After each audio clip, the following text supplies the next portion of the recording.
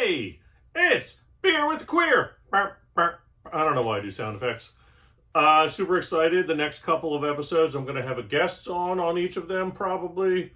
Excited about that. Very excited for the guest coming. Stay tuned. Tell your friends. Every one of you, tell one friend about this. And then we all learn more about the community and beer.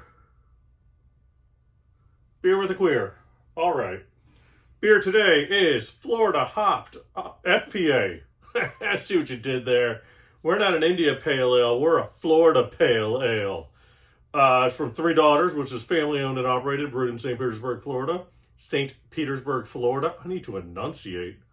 This is their small batch series. Let's try it. Florida Pale Ale, Florida Hopped.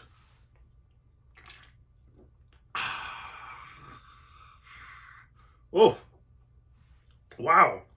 That's got a bunch of flavor. Okay.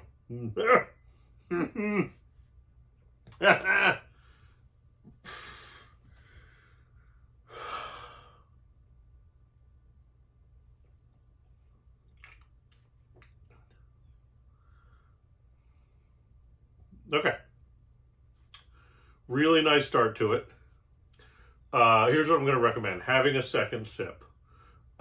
Try a second sip of it. Much better than that first one.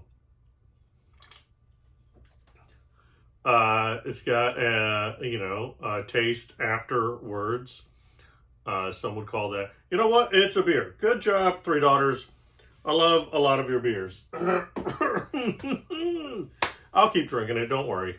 All right. What to talk about today in the queer world? Let's talk about drag. Drag queens, Jeff, how passe. Not what I'm talking about. I'm talking about leather drag. What? Do you mean the big burly guys that wear harnesses and leather pants and blow each other in bars? Yes, because that's just drag, people. It's all just drag. What did RuPaul say? We're born naked and the rest is drag. Like if a drag queen is like a representation of hyper femininity in oneself and you're bringing that out as a drag queen, let's be honest, this Tom of Finland bullshit of leather is just a hyper masculinity being brought out in a drag form. It's just a version of drag. Leather guys are masculine drag. That's what it is. And it looks exhausting and expensive. Leather ain't cheap. But like, oof, you go to a leather bar and they got the leather caps, like studded or not. They've got all different types of harnesses. You've got like your little like shoulder harness, right? And then you've got just a chest harness. Then you have like a full torso harness. And then you could have a harness with a strap that goes down to a cock ring that people just grab and pull and it all comes with. They've got leather jock straps. They've got leather pants. They've got assless chaps. Like, it is just as much of a wardrobe as a drag queen has. And it's so intricate. And, like, there's colors that mean different things. And I'm not going to tell you what they mean. That is a whole nother episode. We were down in Lauderdale recently, and we went to the Ramrod. I love a gay bar name. And it's a bit leathery. And the leather men, and they're touchy-feely. They're a touchy-feely crowd. And because they like to touch and feel.